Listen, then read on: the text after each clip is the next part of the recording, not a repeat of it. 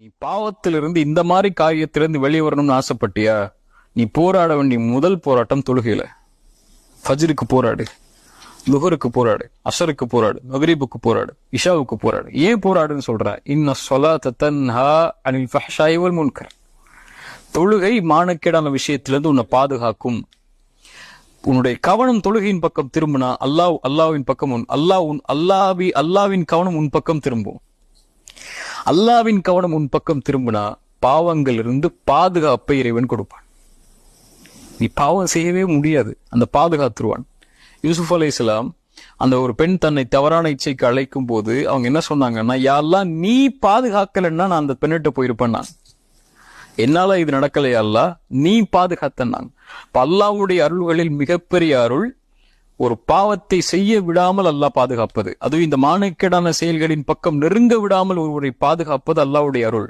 அந்த அருள் வேணுமா? போய் பள்ளியில் நெல்லு. இன்ன ஸலாத்த தன்ஹா அனில் ஃபஹ்ஷாஇ வல் முன்கர். இரண்டாவது அஸ்ஸஹ்பத்து ஸாலிஹா, நல்ல நட்பை ஆக்கிக் கொள்ளுதல். அல் மர்உ அலா தீனி ஹலீலிஹி ஃபல்யன்துர் அஹதுக்கும் மை யுஹாலில். ரசூலுல்லாஹ் சொன்னாங்க ஸல்லல்லாஹு அலைஹி வஸல்லம், ஒரு மனிதன் தன் நண்பன் எப்படியோ படித்தான், அதனால் நீங்கள் பார்த்து கொள்ளுங்கள் யாரோடு பழகிறீங்கன்னு சொல்லி. இந்த மாதிரி செயல்பாடுகள் உள்ளவரோட நீங்க பழகுனீங்கன்னா அவர்கிட்ட இருந்து அவங்கள்ட்ட வரும். அது ஒண்ணு, அவர்கிட்ட நீங்க பழகுனீங்கன்னா ஒண்ணு அதை பாவமா அதை செய்வீங்க. இல்ல நான் செய்யாம நான் ஒதுங்கி இருக்கிறேன், அவன் தான் பாக்குறான், அவன் தான் பார்ப்பான், நான் பார்க்க மாட்டேன், நான் நல்லவனா தான் இருப்பான் முன்னாடி, அவன் பார்த்தா கூட நான் ஒதுங்கி ஓரமா உட்காந்துப்பேன், அவன் இப்படி பேசினா கூட நான் ஒதுங்கி ஓரமா உட்காந்துப்பேன்னா ரெண்டு நடக்கும். ஒண்ணு அதை செய்ய மாட்டீங்க, ஓகே. ரெண்டாவது அதை ஒரு பாவமாவே நீங்க கருத மாட்டீங்க.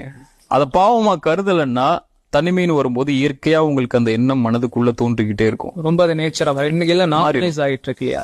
இல்லதான் சொல்றேன்ல, இன்னைக்கு ஒரு ரிப்போர்ட் படியே இன்னைக்கு தவறான பழக்கங்கள் எல்லாம் ஒரு முன்னாடி காலத்துல 22 வயது 24 வயது 25 வயதுக்கு அப்புறம் நடக்கும். நான் சொல்றது ஒரு 90-80s சொல்றேன்.